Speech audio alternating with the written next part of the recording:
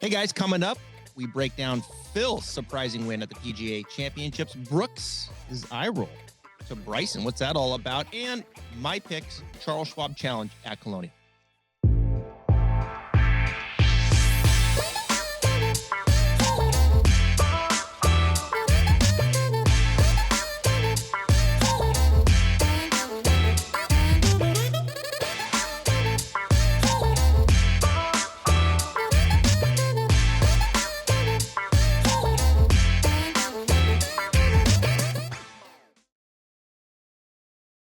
I got to tell you, these are the weeks that we are here for. Welcome into a brand new episode of Cash Out with the Coaches. I am the coach, Jonathan Coachman. He is Travis Fulton, and this is the show of record when it comes to everything golf entertainment and golf betting. Travis, yes, we have a lot to talk about this week.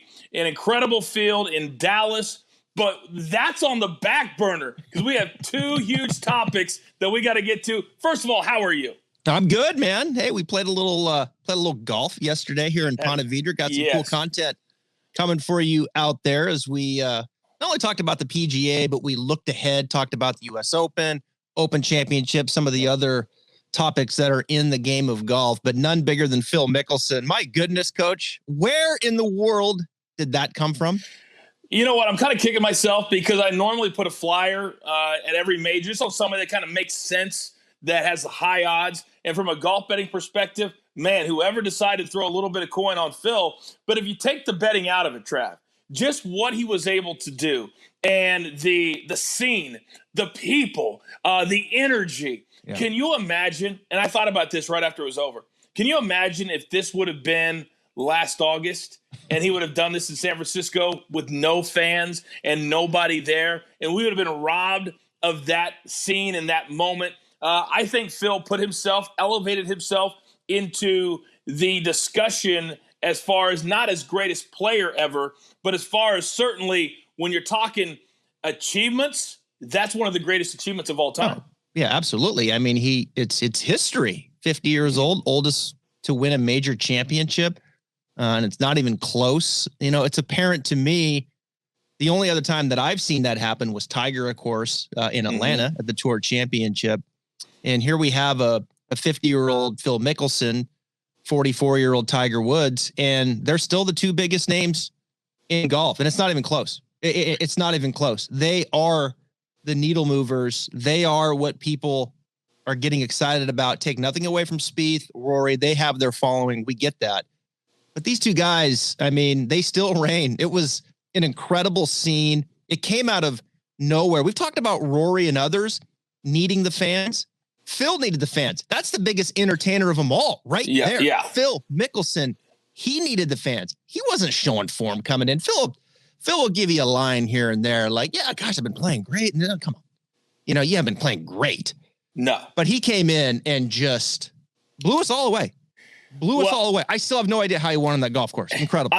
I'm not so sure that he knows how he won on that golf course. And really the quote that I keep seeing played over and over and over is, I knew I had it in me to do it, but I just didn't see that it was happening. Kind of what you just said. But when I watched him in his post-round press conference, and let's be honest, this year we've bet against Phil a lot because he always has that one round that he might come in and shoot a 68, 69, but then the next day it's a 75, a 76. And he's talked about the lack of focus. And this week, I think Friday, you and I, we text all the time during the tournaments. We felt like Friday he was going to blow up. Then he doesn't. Then Saturday, he comes in with the lead. We thought he was going to blow up. He doesn't. Then Sunday has a one-shot lead over a two-time champion in Brooks Koepka. And I think all of us felt like today's the day. Brooks is a big game hunter. He's got him right there. All he's got to do is reel him in. And he doesn't. And it was Brooks that backed up, and it wasn't Phil. I think all those things made for not just a magic moment, but think about all the young cats, the young kids now that are watching the game, that love the Spieths, the JTs, and those guys that never got to see Phil when he was winning majors like this. They never got to see Tiger back 20 years ago. Now you have all of that, and you've got the youngsters, which is why I consistently say this is the sweet spot in the history of golf the next 5 years. Yeah, it is. I've met a lot of people in the last year, middle-aged people who have come back to the game because of COVID. And Now you have this happening. This is huge, for that. Golf is on an incredible heater right now. It's the silver lining of COVID. And people coming back at this age and they see this, now they're motivated to even play more. Back to the last round, it seems like a lot of tournaments this year, no one's making a run at that guy. No one's making a run at the lead. Brooks couldn't get anything going. He's hitting a hole off the tee. The putter's chilly. He gets going late the last 5 or 6 holes, but it's too late. No one's making the run at the leader. Phil was struggling. I think if Brooks plays a better front nine, perhaps a different story. But make no mistake, the lead was tight. Phil needed to hit big drives on 15 and 16. I think those are the 2 most important shots of Sunday. And do you think he felt just kind of good when that ball rolled past Brooks Koepka, 368 yards? I think he felt great. I mean, you could argue that was the drive of his life. Oh. That was the drive of his 360. Yeah. With 3 holes to play on a par 5, when you had to have it, when Brooks was already safe off that tee, it was incredible. It really was. It was. And I like the new kind of humble Phil, because he was still very dynamic in his post round. Wait, whoa. Did you just say humble? Let's not let me finish. When it came to giving credit to his brother, to his coach, to the people who have helped him along. Yeah, don't get me wrong. Phil's never going to be humble, but he gave credit where credit's due. And I thought during the weekend he did too with his brother, saying, listen, and even on Sunday, you remember he said, my brother pulled me aside when I made that early mistake and said, listen, you've got to go out and make the shots. Don't be tentative, because if you're tentative, that's when you're going to make the mistakes. And that really opened him up, and I thought that was the key to the whole round. We haven't seen great golf from Phil. He won the AT&T, back in 19? Before that, it was kind of a struggle. He popped up and won that. So it's been the better part of 2 years. I mean, it's been a struggle, a grind. I've been critical of him. And I have to fall on the sword a little bit here, because I didn't think what he was doing, chasing the bombs mentality, was doing anything for him. He sprang it off the tee. His approach game struggled, leaked into his putt. I mean, Phil has been irrelevant. Let's face it. Right. Now he goes to the Champions Tour and he can, that's a different story. Correct. But hey, he's playing on house money. He can afford to gamble, as ironic as that is, and show up and have it all come together for 4 days. It was interesting. I just sat there and I watched Phil on Sunday, even in the press conference afterwards. It's the most subdued I've ever seen him. This whole thing, stretching the mind, working on it, the meditation, you could see it. I've never seen Phil in that state like that on a Sunday. It was certainly focused, subdued, and whatever it was, it worked brilliantly. Yeah, it really did. And now, for people who don't know, he's got a 5-year exemption to every other major. So now he's got 5 more years until he's 55 years old to play in these majors. He now will head to Torrey Pines, which is one of his favorite golf courses. Mm-hmm. He lived there. He grew up there. He's a California guy. And now he has a chance to win the career Grand Slam, which is something I don't think any of us ever thought that he would have the ability to do at this late stage. But now, Trav, with this victory, I think now he can honestly look at himself and he says, I'm going to go there 2 weeks early and put in the work. Now it's not so crazy. Now he's playing kind of a conservative game plan, understanding where to hit the ball and not just hitting bombs all the time. Don't you think now it's completely different than, say, a month ago if we would have had the same discussion? We'll see. I mean, I'm not ready to put the conservative word on Phil's game plan. I mean, even the shots he hit on Sunday, the shot on 10, he takes it out over the bunker and draws it into the back left corner. I mean, I like the idea of the seed that he calls it off the tee. It's kind of the low chaser. I think that's a shot that he needs to continue to go to. And then obviously he has the high bomb that he can hit. And it's impressive. 50 years of age, you're busting it out there past Brooks. It's impressive stuff. It really is. It really is. But, strokes gained approach, +8. That's a huge number. That's a bit of an outlier for him leading up to this. Is he going to maintain that kind of pace? Probably not from an iron game. But, hey, I'm here for it, man. I'm here for it. He's got 5 more years now to play in the U.S. Open, 5 more years in major championships. Phil is great theater. He's great theater. He's a great interview. He has something to say. I love it. He doesn't talk down on people. He's articulate, unlike some other people that we see. And I know we're going to talk about here in a short minute. I'm here for Phil Mickelson. I hope he plays and competes in major championships till he's 62 years old, because he might do it the way he's hitting it off the tee as far as distance. Hey, Tom Watson damn near did it. Yeah, I don't think he was in as good a shape as Phil is. By the way, Phil is not a great interview.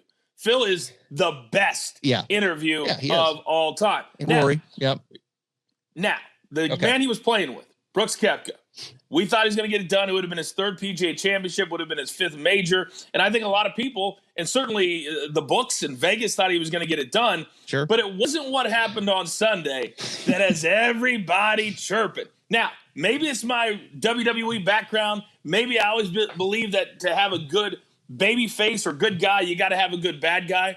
But a video that released, somehow it leaked, that Todd Lewis, I love Todd, he's a good friend of mine, and he was doing a taped interview with Brooks Koepka. And if people at home haven't seen it yet, A, are you living under a rock? Or B, if you haven't, go and Google it as soon as you're done with Cash Out with the Coaches. And he's doing an interview, and basically Bryson walks behind him, and he's clearly wearing spikes because it's making a very loud noise on the sidewalk. And Brooks stops, uses the F-bomb a couple times, clearly does not like Bryson, clearly was not happy with Bryson, and now it doesn't matter the meme, the GIF, whatever it is, Trav, but now people are like, hey, Steve Stricker, let's put these two together at the Ryder Cup. Hey, man. USGA, let's put these two together at the US Open. If I was in charge of any of these tournaments, that'd be the first thing that I would do. Well, because this is going to be good for the game. I don't care what anybody says. It's good for, I mean, the U.S. Open, of course. I'd be shocked if they didn't. I'm not so sure about the Ryder Cup. You know, I mean, I don't know about that. You got to win. Here we are trying to be more of a team, you know, as a Ryder Cup and this pod and task force and all this. And you're looking at that and like, yeah, okay, the guys are really coming together here. I mean, I think there's, you know, look, these guys are traveling and competing week in and week out, right? And there's people that you dislike. And I think it's always been this way. The difference in today's game is the media is everywhere.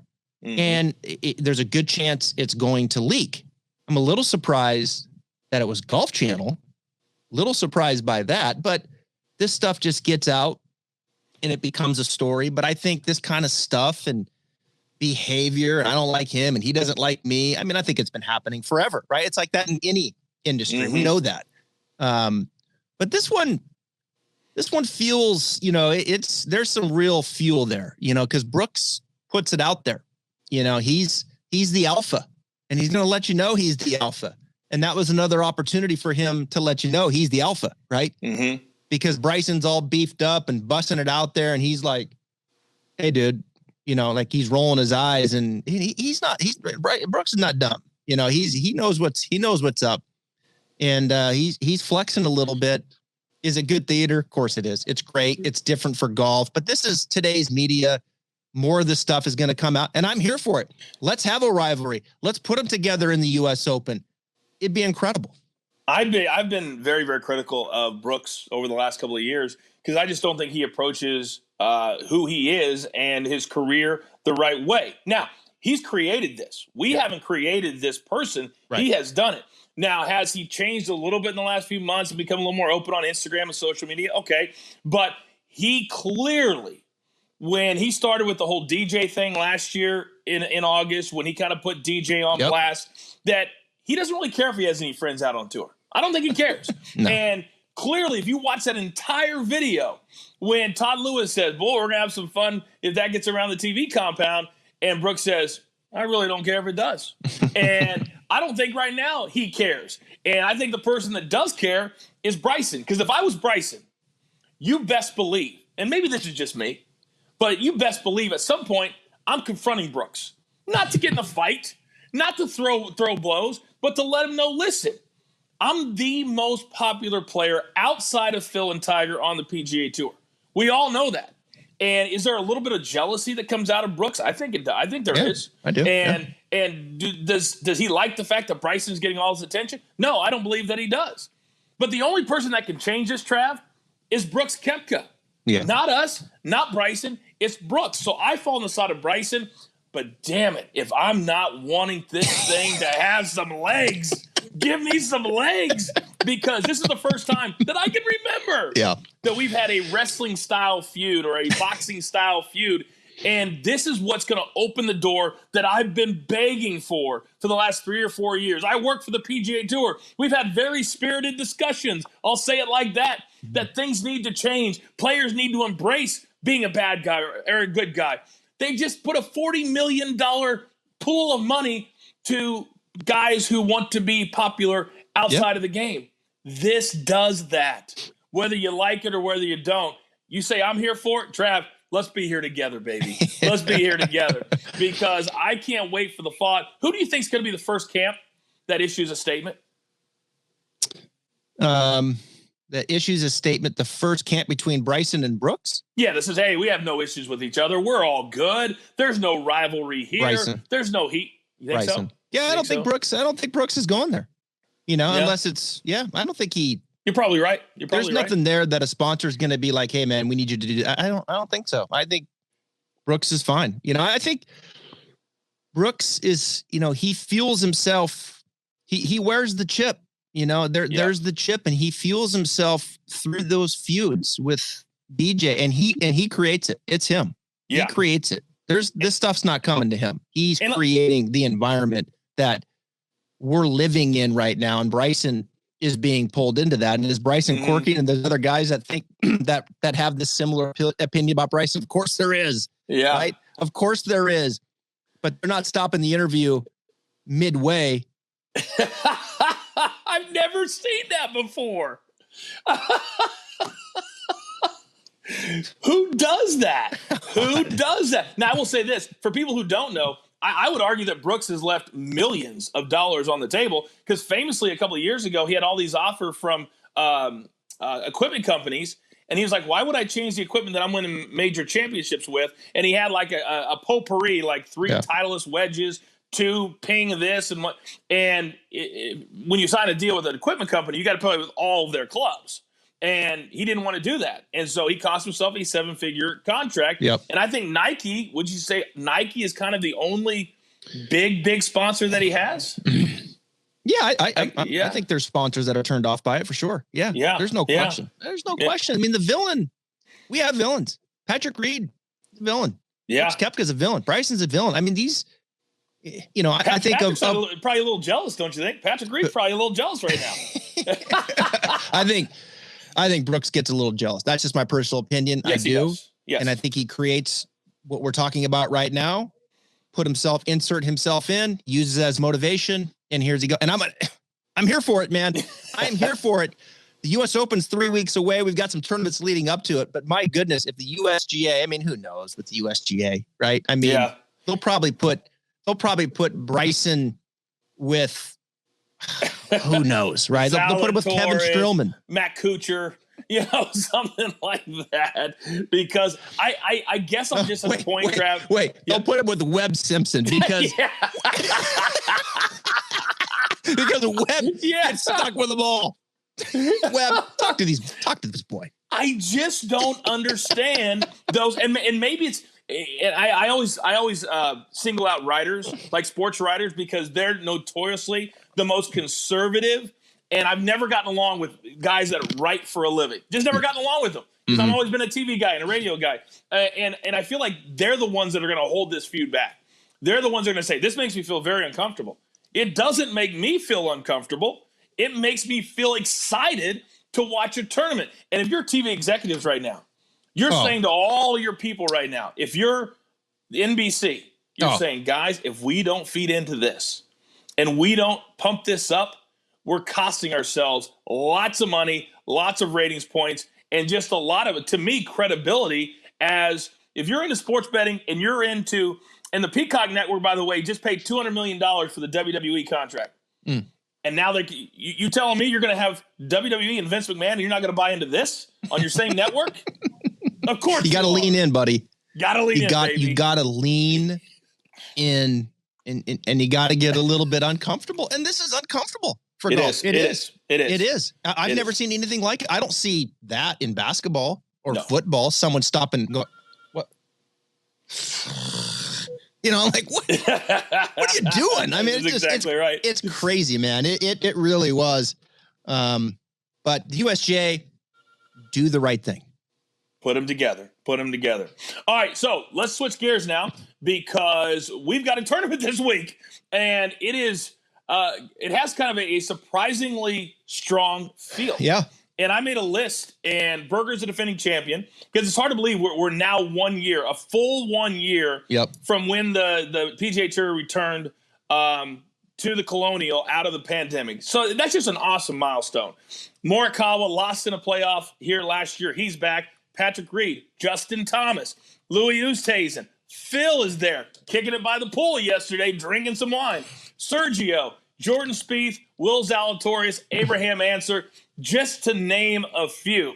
Now, there are tournaments that reap the rewards of their spot on the tour schedule, and there's those that don't. I don't know that Colonial thought that they would get this strong of a field, but take us through. You've played the course, kind of what people at home can expect, and the kind of player that should play well this week. You know, I love Fort Worth, Texas. If you haven't been, go downtown. It's a great spot. Colonial Country Club right outside of it there. Wonderful area, wonderful course. Got to play with a couple of members there actually a couple years ago and just had a great experience. It's it's a old school golf course, right? This is where Ben Hogan put his spikes up and was so famous here and has won the tournament many times. It's a par 70, 7,200 yards. This is nothing like what you watched last week. Nothing. It's shorter, right? You're going to see more trees. The rough is, not crazy long. But it's kind of a position golf course, right? We've seen these like an RBC Heritage, like a Sony, position types of golf courses. Get the ball in play, hit the green, get it to inside 20 feet when the opportunities come about. You're going to see a lot of approach wedges into the game. I like a good wedge player here, but you look at how players have done here and, you can see the list. Like a Spieth has won here. He's finished twice a couple times. Kevin Na has won here. Kevin Kisner, he's won here and he's not playing very good golf right now. That's the kind of player who's played with her. Now, Daniel Berger, a little bit longer off the tee. But when you think of these guys, I think there's a couple things that really stand out. One, there's two statistics here. It's bread and butter PGA Tour, strokes gain approach. I like the emphasis on the wedge play coming in, longer par threes, who excels there. But then strokes gain putting. That's 1 and 1. I mean, you have to win those two. Berger last year, prime example, just positive 1 off the tee, 5.5 in approach, and 5.2 in putting. Around the green, +1. I can tell you firsthand playing the course, the short game shots last week are times 10 difficult than what they're going to face this week. I mean, it's not even the same. The short game shots, I think, here are pretty straightforward. I really push down around the green, and I even push down driving. I want a good ball striker, and I want a good putter, emphasis on bent, and that's what I'm after. It plays out with Berger, and it played out with Kevin Na the year before that. Those are the two stats. Yeah, and the reason you say that is because most of the par fours are between 400 and 450, which is not normal on a PGA Tour course. Now, you normally see more 470s and 480s, but now 400 to 450, you're going to have that 130 wedge shot all day. Yeah. Just all day. Now, when we look at how things played out a year ago, it was really, really exciting, although there were no fans. Now, we know the fans are going to be back. We saw last week just how important I believe they are to certain players to get the job done. So with that being said, when you look at the players, and we're going to get into our picks in just a second, but of the players, the big name players that feed off the crowd, I think when you look at a JT this week, I think he's motivated because he missed the cut last week and he hasn't been playing well. And he's a player, Trav, that has a great deal of pride. And we saw how much he just wanted to make the cut last week and play the weekend. And then he was active on social media. So I think there's a lot of big name players now that are looking at the landscape and they're saying we got about 2.5 months before the FedEx Cup playoffs. I've got to kick myself in gear. Do you feel like there's a lot of big name players now that are starting to feel not pressure, but they want to be talked about? They want to be talked about now that everything is getting back to normal. We got fans, and it just seems like we're, as far as the PGA Tour is concerned, kind of past the pandemic. I think JT's frustrated. His putting is not good. I tweeted out last weekend that he feels a million miles away right now, to have the kind of putter to win. He hasn't historically even played this tournament. He played last year because everybody did. Yeah. I think JT's frustrated. Spieth is back playing well. It's his good buddy, but trust me, that burns, a little bit. Maybe there's a little too much pressure he's putting on himself. Morikawa now, obviously front and center. He won the PGA with no fans, and now he's playing in front of fans. So he's getting that taste of the PGA Tour, and Berger certainly has experience with that. Will Zalatoris getting his feet wet now with some fans, just continues to play incredible golf. I mean, just crazy good golf. I think you have to put Will on the short list here. This is a really good spot for him.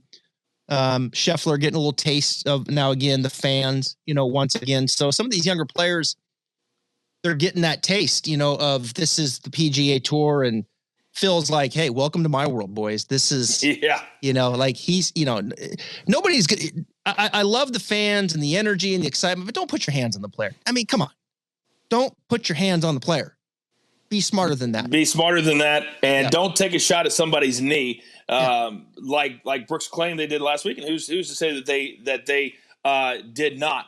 Now, as we start to get forward, and this is something last year I don't think we talked about enough because of the pandemic, and that kind of dominated the conversation.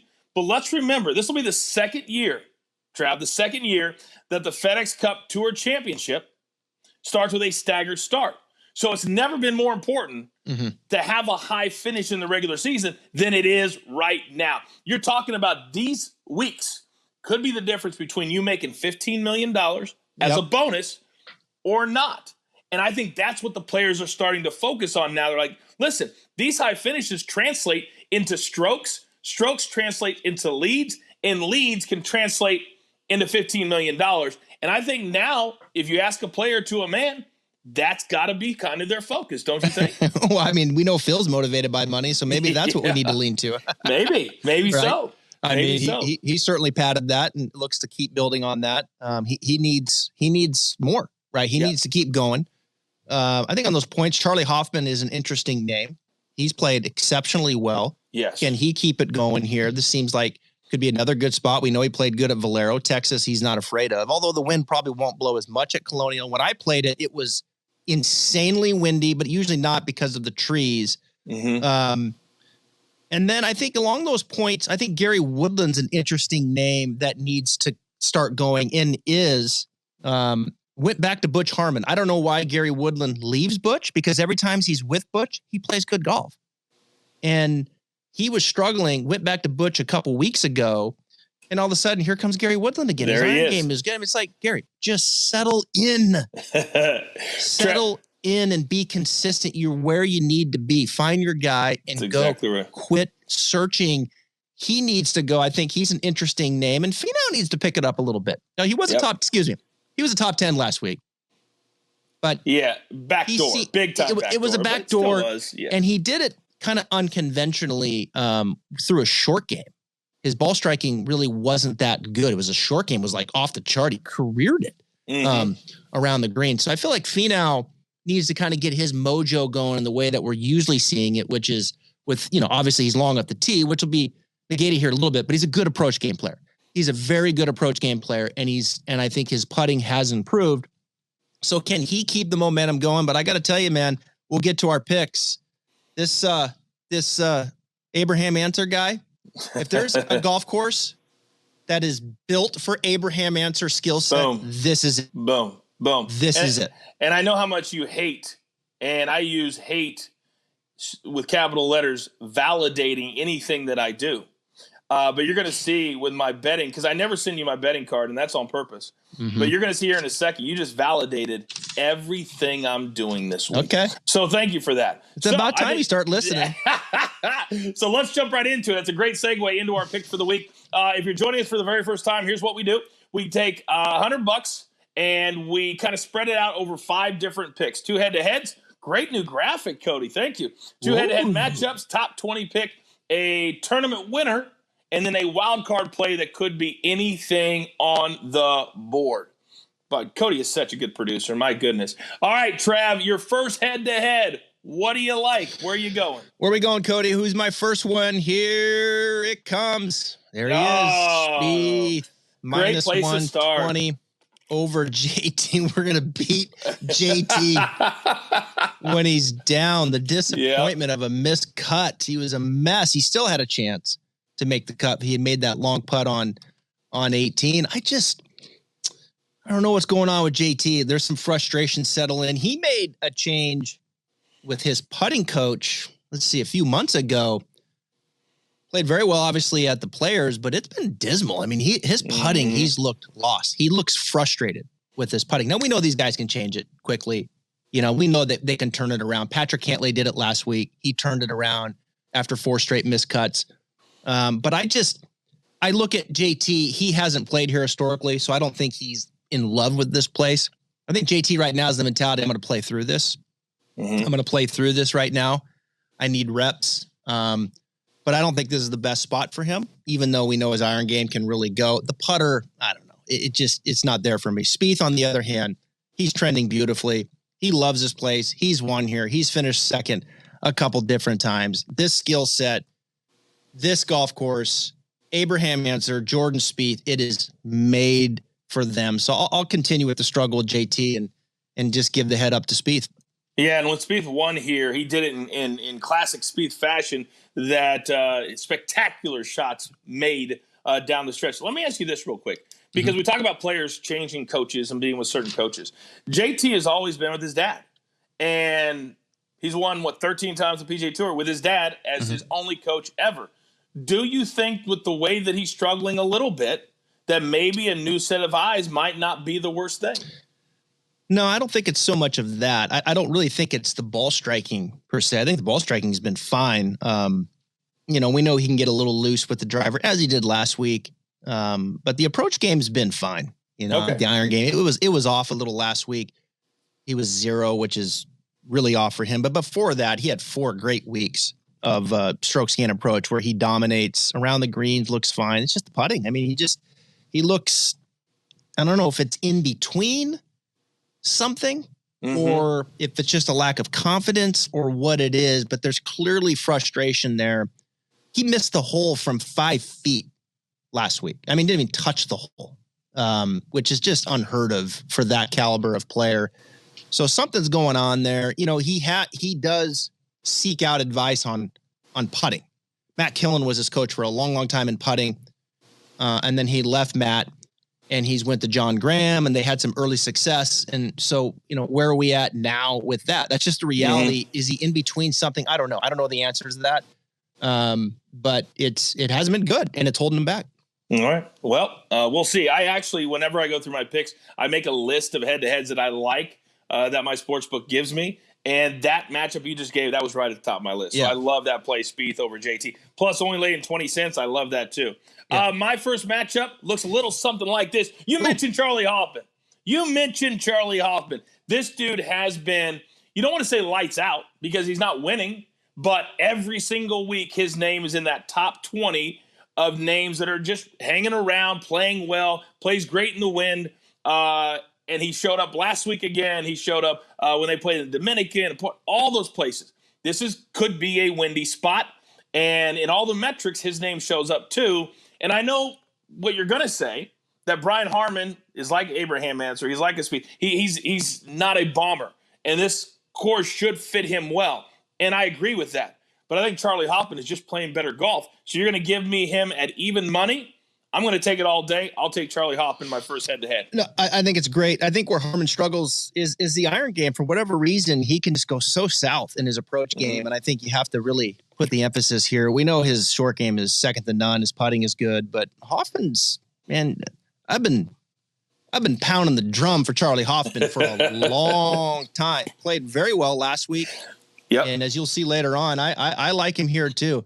I think there's a win coming for Charley. It's coming.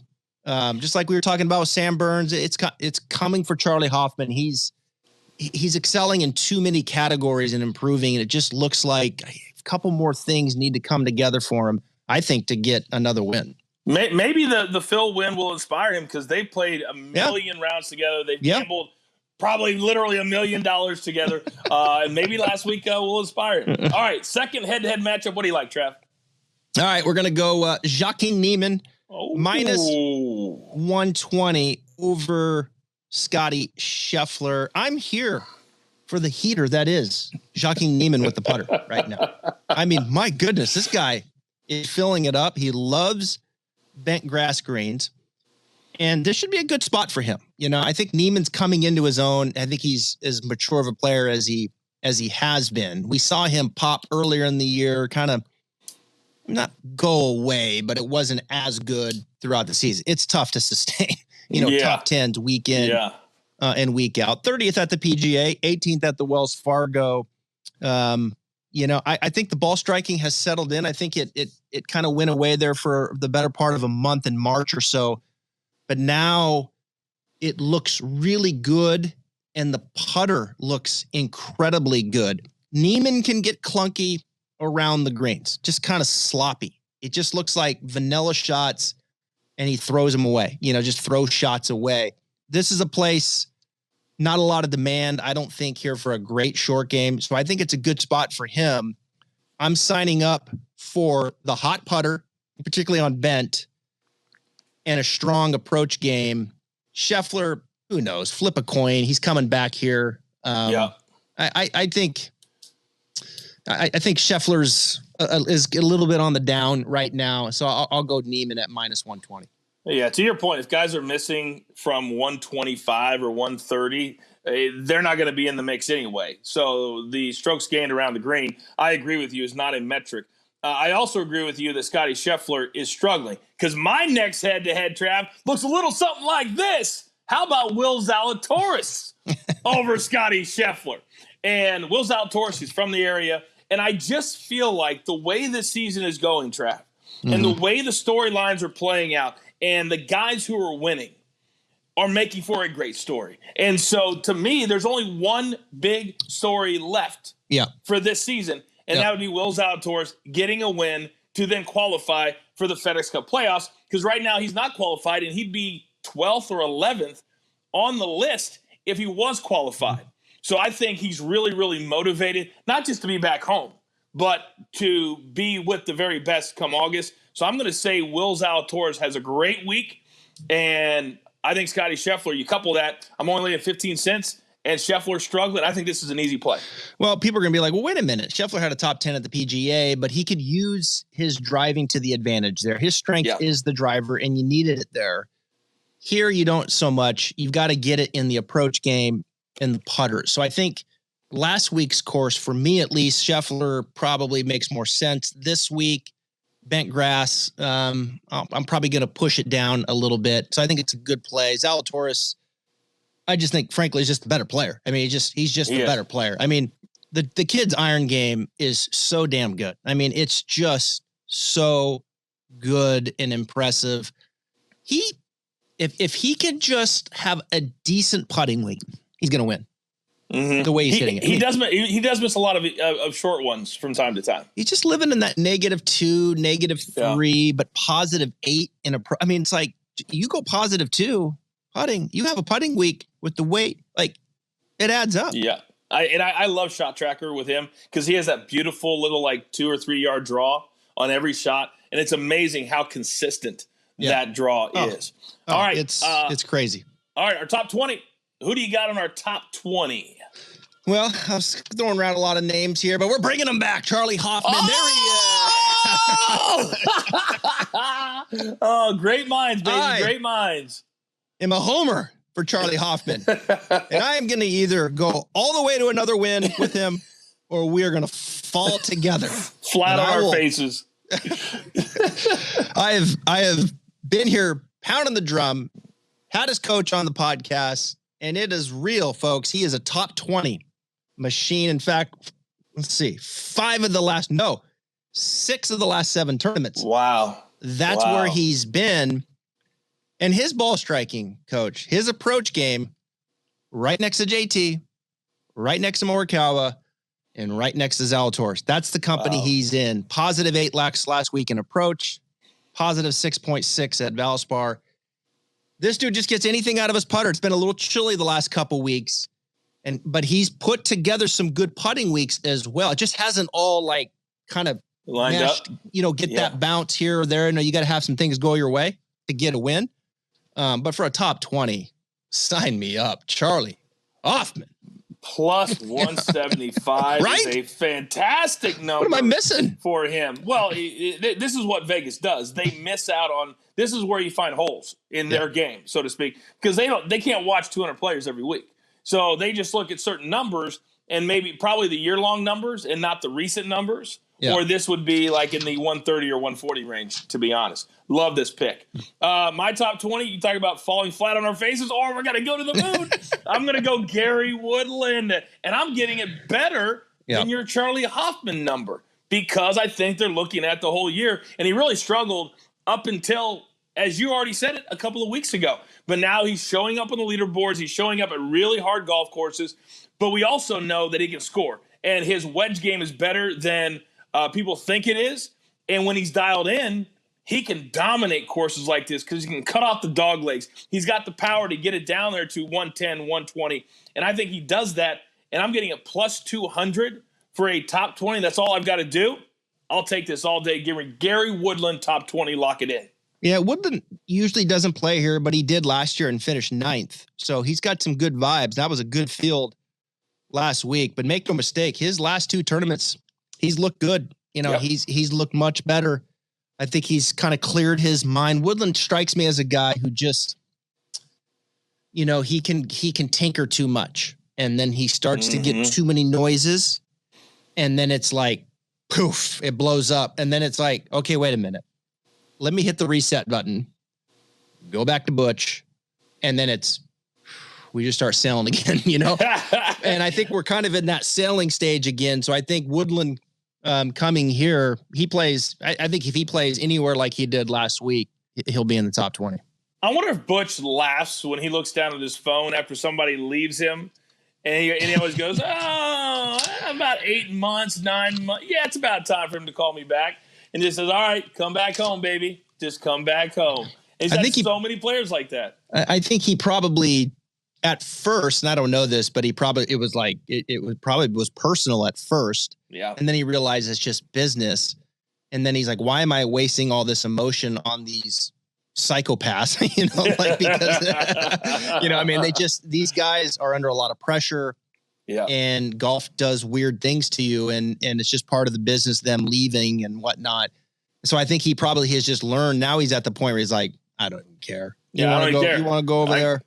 Go over there. Peace out. You've got my number. If you need me, I'll be over here sipping on drinks with umbrellas in them. And all my 15 top pros that I'm still working with. Yeah, right. You don't care.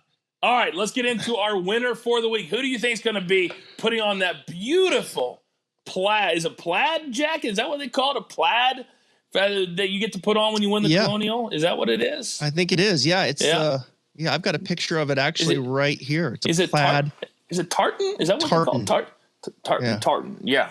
How about Abraham Answer? You think? Is that who you're going with? You think he would look good in it? I think he'd look great in it with those nice black hair, flowing locks. I think he'd look great. I think he'd look really sharp in it, and I would celebrate with a little tequila with him because he owns a tequila company. It's very good, very smooth. And this dude is trending, man. That's one of your sponsors too. Let me guess. Nope. You always have a way of tying it together. Well, I didn't say the name of the company. That's why. That's true. That's true. He's Coach, always a hustler. He's a hustler. My bad. Continue. I mean, hey, 5th at the Valspar, 2nd at Wells, 8th at PGA. I mean, the guys, that pretty much covers like a wide range of golf courses, playing great. I think with Answer, I think there was a lot of pressure on him after the President's Cup, and then the pandemic, and then it kind of took him a while to get his engines going again. I want to see how good Abraham Answer is, because we know he's good. Like, he's really good, but can he go out and beat a good field and get a win at a place like this? This would be the next step for him, I think. Abraham Answer, to clip off a win here. And as I said earlier, is there a golf course that's better suited for Abraham Ancer? My goodness, this is the place. Conserve it off the tees, get it out there and play. Approach game, yes. Sign me up. Putting, yes. Sign me up. We're on a heater. Approach, or his short game can get a little clunky at times. It's not bad. I mean, this is it, Coach. This is the place for him. I read that he loves this golf course. I think it's going to happen. I think I'm going to get my third win on this show. Abraham Ancer. Oh my gosh. Sipping on tequila Sunday night. That would drive me absolutely insane if that happened. But I do like the pick. And I look at a lot of different metrics, a lot of different lists when I'm doing my picks for every single week. And Ancer shows up on almost every single thing that I looked up for this particular week. Yeah. But he hasn't quite earned that respect as far as when he shows up, people include him in the big game hunters category because he hasn't finished. That's right. He hasn't got the job done. Yep. So until he does that, and you just said it, you want to see how good he is. Well, he's really, really good. But is he champion worthy? And that's what we're going to find out. May not be this week, may not be next week, but we're going to find out because now he's elevated his status to the point where we say it's time for him to win and win consistently once a season, twice a season, whatever it is. He's now in that category. But you got to finish the job. So I love his pick. Plus 1,700, not a bad number. It's no, really not great. Not great. Yeah. I would have thought it'd been over 2, to be honest, with him. Yeah, that's not great, but I feel that strong about it with Ancer. Okay. I think this is the place for him. I really do. Okay. Well, I don't, because I feel like this is the place for my guy. Yes. Damn right. I'm telling you, I feel like it's in my gut that Will Zalatoris, this could be his week. And it's an outlier. And I'm probably making a bigger deal out of this because I feel like I'm the only one talking about it. And because it is rare. And you're not going to see, rare is the time you're going to have 4 guys come out of college and make enough money on sponsors exemptions to continue on. It just doesn't happen like what's happened the last 2 years with Zalatoris and Hovland and Morikawa and Matthew Wolff. But he needs to qualify for the FedEx Cup playoffs. And I'm sure he'd be fine with the season he's had, the top 10s in the majors, the second in the Masters, and missing the FedEx Cup. But the competitor in him says, listen, I want to be there too. I've earned the right to be there. But the only way he can do that is by winning. It's very complicated. We're not going to get into the reason he's not. But I think at plus 2,500, that's a sweet spot for me. You know me, it has to be over 2,500 for me to play a winner. So I'm going to take Will Zalatoris plus 2,500, lock it in. I mean, it's all there. Let's just have a putting week. I mean, if you're into like positive 8 and 9 strokes gain approach, then Will Zalatoris is a good spot, is a good bet for you if you're into that kind of thing. That travels. That means a lot in a lot of places, but it means a ton here. It means even that much more here. He's going to get the ball and play off the tee. He's going to, if Will Zalatoris has a putting week, it's over. Mm-hmm. I mean, if he goes plus 4 putting, he wins. Plus 3.5 putting, he wins. You know what I don't like? I'm not a big par 70 fan, by the way. I think it would be even better for a guy like Will if it was a par 72 and you had a couple of more par 5s. But, I mean, it's everybody has to play the same. As a fan, I don't like par 70 golf courses. I don't like having 2 par 5s. I like having 4. Yeah. 3, Yeah. You know? It is what it is. I like the mix. I really do. The one thing that's stood out to me as we went through this week after week is just the variety of the courses. The people that just say, oh, every course is set up for the bombers, they have no idea what they're talking about. That is not the case. It's the furthest thing from the case. There's different courses, different skill sets. We just talked about it last week. Scheffler, that's a better course for him last week than it is this week. Yeah, you have to look at the course. Yeah, if you're trying to pick and gamble, if you don't look at the course, you're just destroying yourself. Let me tell you something about this course real quick before we get to the last one. The 1 and 2 are easy. You're going to see tons of birdies out of the gate, 1 and 2. 17 and 18, a lot of birdies coming in. Those are the 4, on the bookends there, we're going to get birdies. The horseshoe is a lot of fun. The horrible horseshoe. 3, 4, 5, 3 of the most difficult holes on the course. Always a tough stretch on the PGA Tour. You got to get through there with no doubles. You're going to see a lot of guys go 1, 2 under after 2 and then be 1, 2 under even after 5. And and then they kind of start clipping from there. Yeah. And that's the way that course is. So, it's a good chat and it's a good track. I don't mind the par 70 occasionally, like we get here this week. Okay, very good. Yeah. All right. This has been, I think, our best episode we've ever had, and we're down to our final pick. I can't even remember who I picked, to be honest with you. I do. Okay. Will Zalatoris.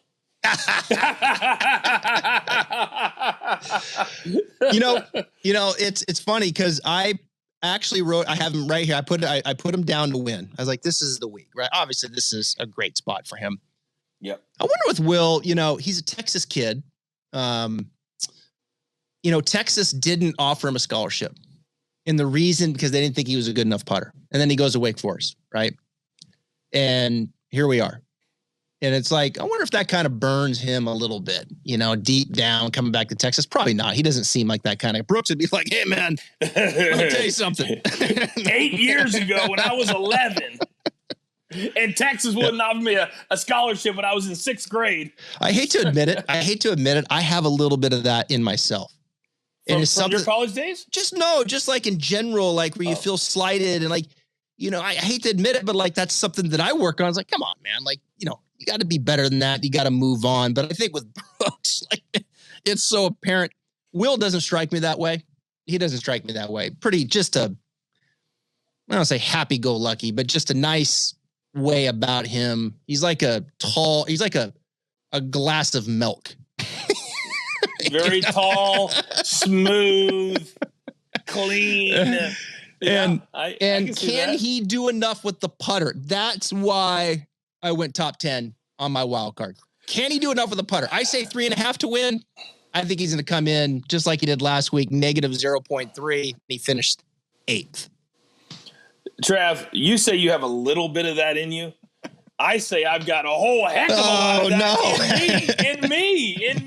Yeah. When you're in TV or you're in entertainment or you're in whatever it is, in what we get to do, there's going to be a big part of you that I would be lying if I said I didn't watch the broadcast last week and said I can help there. I'd be great there. Right. And I work at CBS Sports now, so I feel like I should be on Nance's crew. That's just how I feel. Yeah. But doesn't mean I'm going to be on Nance's crew. Right. And it's just, I think everybody innately has that. So I walk around with the chip saying, I know that I'd be great for this in golf. So I think it can be healthy if you allow it to be healthy. It doesn't mean that when Ian Baker Finch walks by you and you're doing an interview, you'd be like, that's a great point. It's not I'm saying, Ian, have a seat. No, but I just think we could add to it. You feel the same way. When we were putting this show together.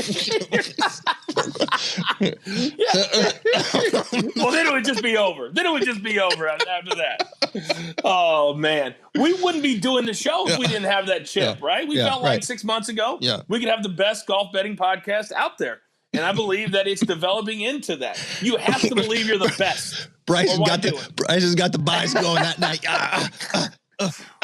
How funny would that be if Bryson kind of stalks Brooks a little bit, sees him doing an interview, and walks behind him pumping iron? So good. Oh my God. That would be the viralest of viral videos that would literally drop the mic. It would be over. If he walked behind him lifting weights, oh my God, it'd be crazy. All right. Quickly, let me get to my last pick and then we'll get out of here. I'm going to go with the guy that last week was 12 over par at one point.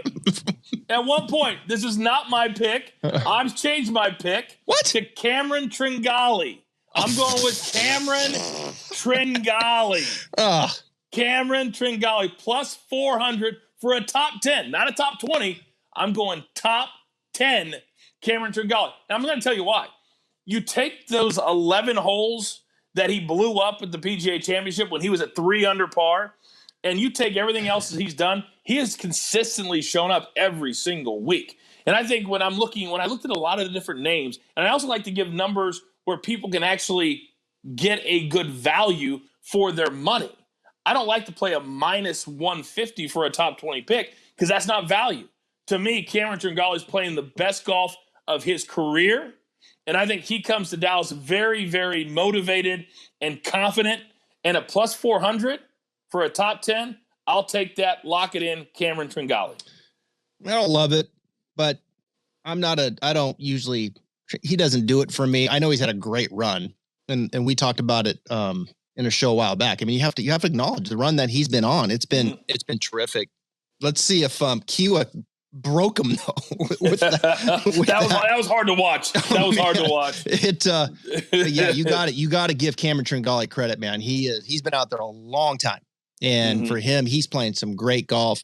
He still hasn't got a win, but top 10 feels like a stretch, but you're getting some odds, so we'll see what happens. Yeah. All right. Don't forget all of the content we talked about at the start of the show.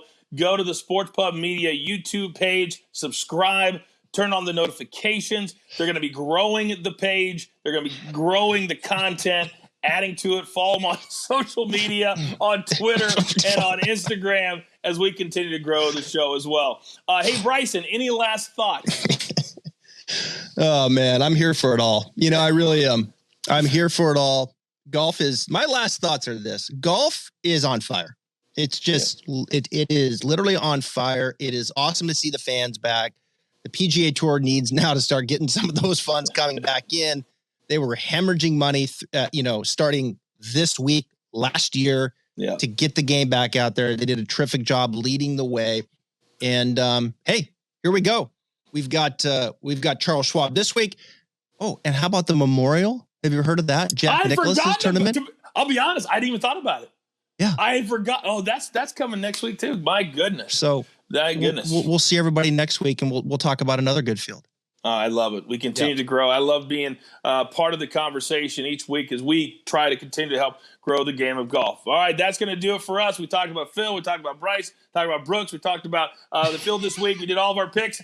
There's no more damage that we can do. Nope. So, on behalf of our incredible partners at Sports Pub Media, for Samantha, who does an incredible job, Cody, great producer, for Travis, I am the coach. Remember, when you're looking for golf betting and you just want to laugh a little bit and not take yourself too seriously when it comes to golf, this is the place. And remember, if you're going to cash out, why not cash out with the coaches? Take care.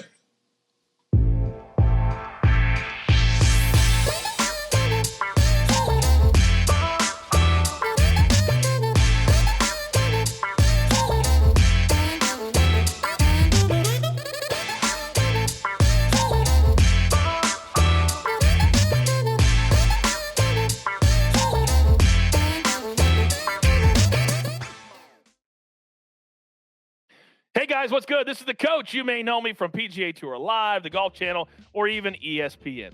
I wanted to interrupt this YouTube video real quick to tell you how to get the best and most entertaining golf betting content every single week, and it's all for free. It's called Cash Out with the Coaches. I've teamed up with legendary golf instructor Travis Fulton, and he's also a PGA Tour insider, to bring you the unscripted, unfiltered PGA Tour betting talk and analysis. All you have to do is subscribe to Sports Pub's new channel, and you'll get access to our Cash Out with the Coaches show before every single PGA Tour event. You can also play along with the coaches, too. We don't hold anything back on this free show.